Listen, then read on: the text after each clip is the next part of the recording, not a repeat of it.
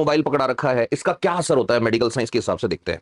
तो अब छोटा बच्चा मोबाइल में क्या देख रहा है, इसका सीधा रिलेशन है बच्चे की आगे जाके डेवलपमेंट कैसी होगी।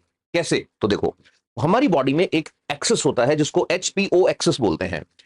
एचपीओ एक्सेस में एच का मतलब है हाइपोथैलेमस। हाइपोथैलेमस हमारे ब्रेन का एक पार्ट है। हाइपोथैलेमस ही हमारे इमोशंस को मैनेज करता है। हाइपोथैलेमस के कारण ही आपको कोई अच्छा लगता है, हाइपोथैलेमस में ही गुस्सा होता है, हाइपोथैलेमस ही आपकी पिट्यूटरी यानी कि पीयूष ग्रंथि को कंट्रोल करता है।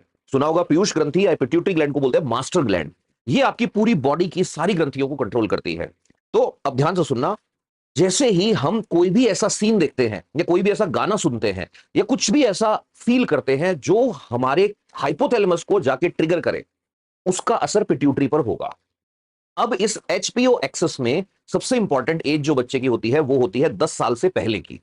तो 10 साल से पहले बच्चे को आपने कुछ दे दिया और वो बच्चा कुछ ऐसी रील या वीडियो देख रहा है जिसमें कम कपड़े पहन रखे हैं, या दो अपोजिट जेंडर के लोग आपस में मिल रहे हैं, किस का सीन चल रहा है, हग करने का सीन चल रहा है, हर चीज का उस पर असर होगा।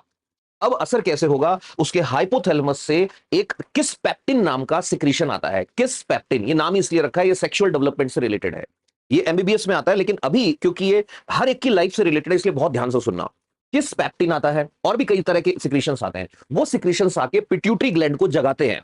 अब ये पिट्यूटरी ग्लैंड यानी पीयूष ग्रंथि को कब जागना था? इसको सेक्सुअल डेवलपमेंट के लिए या रिप्रोडक्शन डेवलपमेंट के लिए जागना था जब बच्चा 8-10 साल की एज में पहुंच जाता।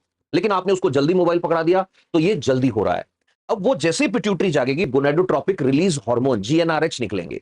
वो जो जीएनआरएच है वो आगे जाएंगे और बड़े, आप सबने पढ़ा होगा एलएच और एफएसएच, ल्यूटिनाइजिंग हार्मोन और फॉलिकल स्टिमुलेटिंग हार्मोन। लड़कों में टेस्टिस का डेवलपमेंट जल्दी शुरू हो जाएगा, उनमें स्पर्म जल्दी बनने लग जाएंगे। लड़कियों में ओवरी जो है वो जल्दी डेवलप होंगी और लड़कियों में मेंस्ट्रुअल पीरियड पहले शुरू हो जाएंगे।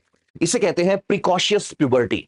प्रिकॉशियस प्यूबर्टी का मतलब है वो एज जो हम लोगों ने सोच रखी है कि लड़की में 13 साल की एज में पीरियड स्टार्ट होने हैं, लड़के में इस एज में जाके दाढ़ी मूंछ आनी है, वो पहले शुरू हो जाता है। लड़कियों का हाइपोथैलेमस ज्यादा सेंसिटिव होता है, इसलिए ये चीज लड़कियों को ज्यादा अफेक्ट कर रही है। अब इसका असर कहां हो रहा है? सोसाइटी में। कैसे हो रहा है? तो एक थियरी आती है जिसमें यह कहा गया है किसी इकोनॉमी को खत्म करना है तो वहां के कल्चर और वहां की सोसाइटी को खत्म कर दो।